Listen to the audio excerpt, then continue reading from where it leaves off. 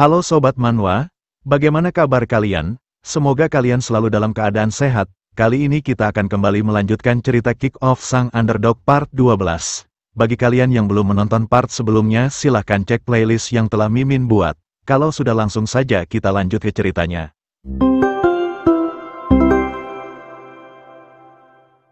Di atas kereta saat sedang berdesak-desakan, Seng Ho tiba-tiba saja mengungkapkan perasaannya kepada Yuna. Wajah Yuna memerah menatap Seng Ho dan menanyakan mengapa dia melakukan ini. Sontak Yuna berteriak menanyakan kenapa Seng Ho malah menyatakan perasaannya di situasi seperti ini. Namun dengan sedikit tengil Seng Ho mengatakan bahwa ia hanya bercanda dan menanyakan apakah Yuna terkejut. Dengan perasaan gugup Yuna meninggikan suaranya dan mengelak mengatakan kenapa ia harus terkejut. Yuna menjelaskan bahwa ia hanya sedikit terkejut karena Seng Ho tiba-tiba mengatakan hal yang aneh di situasi seperti ini. Sesampainya di tempat tujuan, Yuna langsung berjalan pergi sambil terus menggerutu mengatakan ini benar-benar konyol. Sementara itu Seng Ho hanya melihat kepergiannya yang entah apa yang ia pikirkan. Di rumah, Yuna menghajar boneka kelinci imutnya dengan wajah yang sangat memerah. Ia berteriak mengatakan ini sungguh tidak mungkin, mengapa bajingan sialan itu melakukan hal seperti tadi. Yuna terus menghajar bonekanya dan bertanya-tanya kenapa bajingan itu mengatakan hal seperti itu. Tak lama ia pun akhirnya merasa lelah dan memeluk erat boneka imutnya sambil mengatakan kalau ia sangat senang bonekanya terbuat dari bahan kapas yang empuk. Sementara itu Seng Ho juga terus memikirkan perkataannya. Ia menendang kasurnya sambil menahan malu mengatakan mengapa ia harus melakukan hal seperti itu. Ia benar-benar merasa malu dan tak nyaman dengan situasi ini, bertanya-tanya mengapa ia harus melakukannya. Di waktu yang bersamaan tiba-tiba saja ibunya langsung masuk membuka pintu mengajaknya untuk makan. Dengan cepat Seng Ho langsung bangkit seolah-olah tak terjadi apa-apa dan mengikuti ibunya. Sementara itu terlihat Kang Maru yang merenung sambil terus berjalan kembali ke rumahnya. Ia mengingat penampilan Seng Ho yang sangat hebat dan mengungkapkan bahwa baginya Seng Ho benar-benar sangat keren. Ia mengatakan dibandingkan dengan dirinya ia bukanlah apa-apa. Di klub sepak bola mereka berdua belum pulang dan sedang membahas strategi tim yang sepertinya mereka mulai kembali akur. Sambil meletakkan fotonya di bagian pertahanan, Jong Sanwon mengatakan bahwa tidak ada cara lain selain membuat posisi pertahanan dan kiper seperti ini. Semuanya akan terdiri dari angkatan tahun pertama kecuali dia sendiri. Sung Siwo kemudian meletakkan foto Seng Ho dan mengaturnya untuk bermain sebagai sayap kiri dan di sebelahnya ada si Jambul Merah yang akan mengisi bagian depan. Dan untuk selanjutnya ia Kang Maru dan Il Gyu akan menjadi pemain tengah. Melihat posisi itu Jong Sanwon menanyakan bukankah Sung Siwo terlalu mempercayai Kang Maru menempatkannya di posisi itu? Sung Siwo tak menjawabnya dan malah balik bertanya menanyakan apa yang salah dengan itu. Mereka kemudian kembali melanjutkannya di mana saat ini mereka masih punya dua pemain yang tersisa, Min Jun dan Lee Min Yong. Namun Sung Siwo mengatakan bahwa ia tidak akan memasukkan Lee Min Yong di mana ini membuat Jong Sanwon sedikit terkejut dan menanyakan alasannya. Sung Siwo mengungkapkan bahwa ketika bocah itu mengontrol bola dia hanya akan fokus ke Jambul Merah dan Yong Jae. Ia menyadarinya karena ia selalu mengawasinya, dan jika mereka memasukkannya pola serangannya hanya akan menjadi tumpul. Mereka kemudian kembali melanjutkannya di mana Sung Siwo mengatakan dalam posisi ini akan ada ruang di antara garis pertahanan musuh dan pemain tengah. Pemain akan masuk ke area saku atau area yang berada di belakang garis pertahanan, di mana posisi itu merupakan posisi yang paling ditekan dalam pertandingan. Jadi yang paling mereka butuhkan ketika seseorang mengontrol bola di area itu adalah seseorang yang bisa melihat posisi rekan setimnya dan memiliki penglihatan yang bagus, dan orang itu kemungkinan adalah Kang Maru yang merupakan pilihan terbaik di antara semua pemain di tim mereka. Kang Maru mampu mengambil bola dan mengontrolnya di area saku dan jika dia menggunakan nomor punggung 10 biasanya orang itu akan tahu peran mereka. Sung Siwo mengatakan dengan ini tim mereka akan menjadi lebih kuat. Kang Maru akan membawa pola serangan yang kreatif dan kemungkinan bocah itu akan melebihi ekspektasinya. Namun saat ini mereka masih kekurangan satu pemain yang bisa mengisi sayap kanan. Jong Sanwon menanyakan apa yang harus mereka lakukan. Mungkin satu-satunya pilihan mereka saat ini adalah Yong Jae. Mendengarnya Sung Siwo tak mengatakan apapun dan hanya terdiam yang entah apa yang ia pikirkan.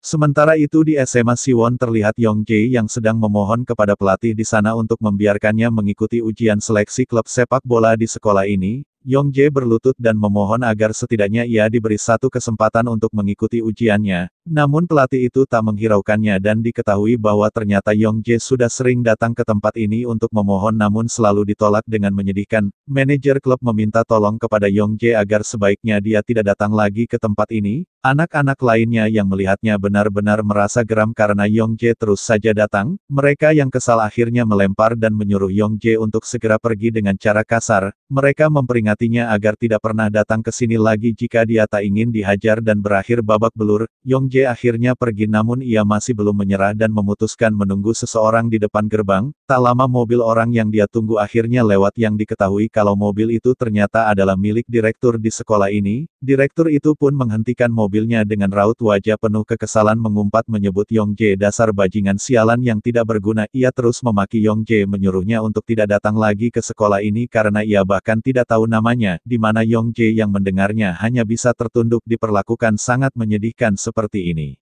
Ia akhirnya pulang dengan kegagalan di mana bibinya datang berkunjung sehingga ibunya memintanya untuk menyapa bibinya. Yong Jae menunduk dan menyapa bibinya dengan tatapan tanpa memiliki semangat sama sekali dan berjalan masuk ke kamarnya. Di dalam kamar ia mendengar perkataan ibunya yang mengatakan kalau anaknya hanya bermain sepak bola setiap saat yang entah apa bagusnya dia bermain. Diceritakan bahwa sejak kecil Yong Jae terlahir dengan fisik yang pendek, dia tidak bisa bergaul dengan temannya karena dia pemalu, tapi karena itu larinya menjadi sangat lincah dan cepat dibandingkan anak-anak yang seumuran dengannya. Dengan kemampuannya dia akhirnya dapat bersekolah di Brazil, di sana pun Yong Jae yang pemalu tidak bisa beradaptasi dengan mudah, tapi dalam waktu singkat Yong Jae mendapat perhatian dari staf lokal Brazil. Mereka sangat memujinya karena dia benar-benar tampil keren dan hebat untuk anak seusianya. Yong Jae terus menunjukkan kemampuannya di mana orang-orang semakin tertarik dengannya menyebutnya sebagai Neymar dari Korea yang memiliki darah orang Brazil di dalam dirinya. Namun karena mereka terus memuji skillnya, Yong Jae pun menjadi terobsesi dengan skill yang menakjubkan itu sehingga ia menjadi kurang tertarik dalam bermain tim sepak bola.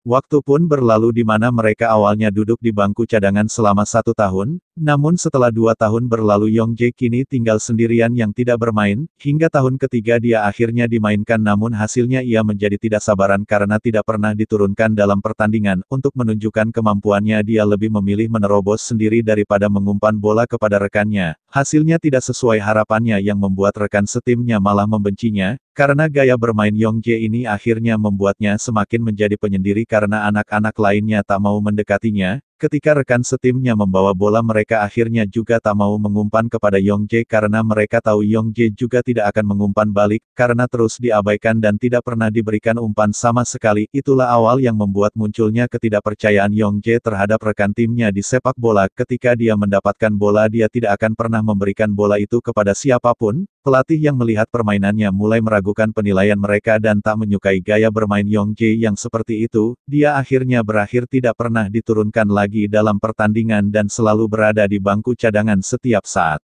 Ketika dia kembali ke Korea setelah sekolah di luar negeri dan dia melihat teman-temannya sukses, Yong Jae pun mulai berkata kalau mereka memiliki relasi. Karena mereka kaya, dan karena mereka beruntung dan hal-hal lainnya, itulah yang Yong Jae tanamkan dalam pikirannya. Dipenuhi dengan pemikiran seperti itu adalah alasan kenapa dia tidak pernah diterima di tim yang bagus, itulah yang membuat dirinya merasa tidak berguna.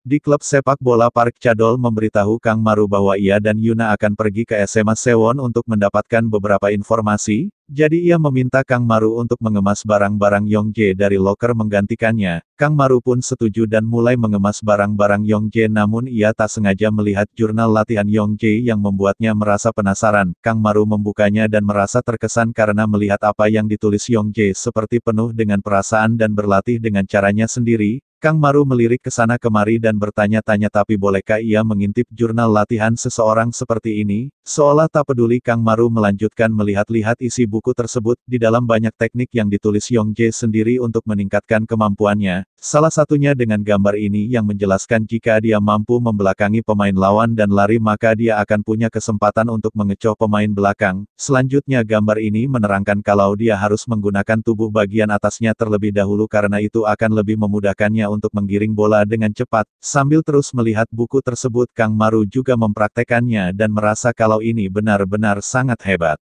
Di lapangan umum terlihat Yong Jae sedang bermain sepak bola dengan anak-anak lainnya. Mereka sangat memujinya karena menurut mereka permainan Yong Jae sangat hebat. Di waktu yang bersamaan Kang Maru datang menyapanya sambil membawa barang-barang Yong Jae. Kang Maru langsung menunjukkan barang-barang Yong Jae dan memberitahukan kalau ia datang ke sini untuk menyerahkannya. Melihatnya Yong Jae tersenyum tipis dan mengatakan bahwa sepertinya ia tidak bisa lagi bermain sepak bola di klub. Dengan perasaan khawatir Kang Maru mengungkapkan bahwa ia telah melihat buku catatan Yong Jae dan meminta maaf atas hal itu. Yong Jae yang mendengarnya kebingungan dan menanyakan apakah memang ada hal seperti itu di lokernya. Kang Maru meninggikan suaranya dan membenarkan hal tersebut. Ia mengatakan kalau ia sudah melihatnya tanpa izin dan ini membuatnya belajar banyak. Kang Maru juga memuji kalau Yong Jae benar-benar sangat hebat di mana ini membuat Yong Jae hanya terdiam dan mendengarkannya dengan seksama. Kang Maru bahkan mengatakan karena senior Yong Jae adalah pemain yang hebat maka ia sangat yakin kemanapun Yong Jae pergi pasti dia akan diterima dimanapun. Mendengarnya Yong Jae hanya menghela nafas sambil tersebut tipis tanpa mengatakan apapun. Sebelum pergi Kang Maru memberitahukan bahwa mereka akan mengadakan pertandingan uji coba dengan SMA Sewon itulah semuanya bekerja keras akhir-akhir ini. Kang Maru mengatakan ini sungguh akan menyenangkan jika Yong Jae ada di pihak mereka karena Yong Jae akan menjadi aset yang hebat. Sambil menunduk Kang Maru mengungkapkan bahwa klub ini mungkin akan dibubarkan jika sampai mereka kalah, di mana Yong Jae yang mendengarnya sedikit terkejut mendengar berita tersebut. Setelah menyelesaikan urusannya dan mengatakan apa yang perlu ia katakan Kang Maru pun berjalan pergi meninggalkan Yong Jae. Yong Jae yang penasaran dengan buku catatan yang dimaksud Kang Maru ia pun mulai membukanya lembaran demi lembaran dan tak menyangka kalau ia pernah menulis itu semua. Ia merasa tertarik dengan hasil tulisannya sendiri dan merasa ini sungguh hebat. Ia merenung dan bergumam mengatakan kalau ia tak menyangka pernah berusaha sekeras ini sampai-sampai membuat buku catatan sendiri. Ia bertanya-tanya apa yang harus ia lakukan. Keesokan harinya Yong Jae memberanikan dirinya datang ke klub sepak bola SMA Haja. Ia membuka pintu klub dan di dalam sudah ada Sung Siwo yang menunggunya. Dengan perasaan cemas Yong Jae meminta maaf dan mengungkapkan bahwa ia sudah tidak tahu harus pergi kemana lagi. Ia mengatakan bahwa ini adalah murni kesalahannya jadi ia akan melakukan apapun yang Sung Siwo suruh kepadanya. Sung Siwo yang mendengar perkataan Yong Jae tersenyum tengil sambil mengatakan ini semua sungguh omong kosong. Ia meminta Yong Jae untuk berhenti bermain sepak bola dan lebih baik dia belajar dengan giat jika dia ingin masuk kuliah. Sung Siwo mengatakan ini sudah waktunya Yong Jae menyerah karena dia sudah lama bermain sepak bola dan tidak ada juga hasilnya yang dia lakukan selama 10 tahun ini. Mendengarnya Yong Jae benar-benar sangat kesal namun ia mencoba menahannya dengan mengepalkan tinjunya sekuat tenaga. Ia menurunkan egonya meminta Sung Siwo untuk memberinya satu kesempatan lagi. Ia mengatakan kalau ia pasti akan berusaha melakukan yang terbaik dan mengikuti semua perintah Sung Siwo. Sung Siwo bangkit dari tempat duduknya dan menegaskan bahwa Yong Jae dipenuhi dengan rasa amarah dengan kecemburuan. Bagaimana bisa dia yang sudah bermain selama 10 tahun tapi menantang pemula yang baru bermain untuk bertanding jugling bola? Sung Siwo memintanya untuk merenungkannya karena ini sungguh sangat memalukan. Sung Siwo menatap dengan tajam menanyakan sekarang untuk apa Yong Jae kembali apakah dia berpikir akan diterima lagi di sini yang bahkan tidak berguna bagi tim? Mendengar semua hinaan itu Yong Jae tetap menahan dirinya merasa menyesal, tak berhenti sampai di situ Sung Siwo kembali menegaskan bahwa orang seperti Yong Jae biasanya mereka sebut sebagai bajingan sampah pengecut yang tidak berguna. Yong Jae terus menunduk sambil menahan amarahnya di mana terlihat wajahnya benar-benar sangat kesal harga dirinya benar-benar diinjak-injak seolah-olah usahanya selama ini tidak ada artinya. Sung Siwo terus mengoceh mendesaknya untuk mengatakan sesuatu karena sedari tadi Yong Jae hanya terdiam mematung. Yong Jae yang sudah tidak tahan lagi sontak berteriak mengumpat menyebut Sung Siwo dasar bajingan. Ia meminta Sung Siwo untuk menghinanya sepuasnya dan mengatakan apapun sesukanya. Yong Jae mencurahkan semuanya mengatakan bahwa selama ini Sung Siwo pasti bermain sepak bola tanpa mengkhawatirkan apapun dan Sung Siwo tidak akan pernah tahu dengan keadaannya. Yong Jae mengatakan bahkan jika ia berusaha dengan keras ia tidak punya keahlian khusus dan ia tidak punya uang walaupun ia hanya ingin bermain sepak bola. Dengan penuh kekesalan Yong Jae mengatakan kepada Sung Siwo bahwa Sung Siwo tidak akan pernah tahu betapa sulitnya hidupnya bahkan hanya untuk memperjuangkan haknya dalam bermain sepak bola. Ia berteriak mengungkapkan bahwa selama ini ia juga sudah berjuang sekuat tenaga tapi itu semua sia-sia dan Sung Siwo tidak akan tahu seberapa sulitnya ia melalui semua ini. Ia menunggu dan terus menunggu berharap ia akan dimainkan namun sampai peluit pertandingan berakhir ia bahkan tidak dilirik sama sekali, ia tak menyerah dan terus melakukannya selama beberapa tahun namun hasilnya nihil, anak-anak lainnya bahkan semakin menjauhinya padahal ia hanya ingin bermain sepak bola. Sontak Yongjae berteriak dengan sangat lantang mengumpat menyebut Sung Siwo dasar bajingan dan menanyakan apakah Sung Siwo tahu semua penderitaan yang selama ini ia alami. Sung Siwo tertawa dengan ekspresi tengil mengatakan kalau ia mengerti. Ia lalu menarik penutup strategi yang mereka buat sebelumnya dan memperlihatkannya kepada Yongjae. Dan ternyata foto Yongjae sedari awal telah dipasang dan ditempatkan sebagai penyerang sayap kanan, di mana Sung Siwo menegaskan bahwa Yongjae harus memiliki rasa percaya diri seperti ini ketika nanti menghadapi SMA Sewon.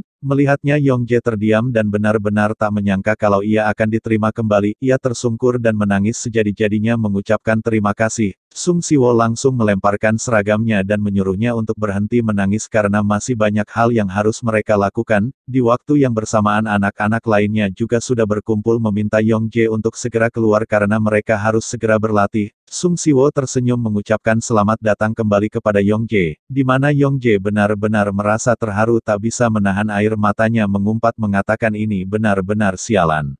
Nah, sekian dulu pembahasan cerita kali ini. Perjalanan Kang Maru masih jauh, dan banyak hal yang akan terjadi dalam hidupnya. Apakah ia akan mencapai impiannya? Temukan jawabannya di kelanjutan cerita berikutnya. Jangan lupa untuk like, komen, dan subscribe agar kalian tidak ketinggalan kisah seru berikutnya. Sampai jumpa di video berikutnya.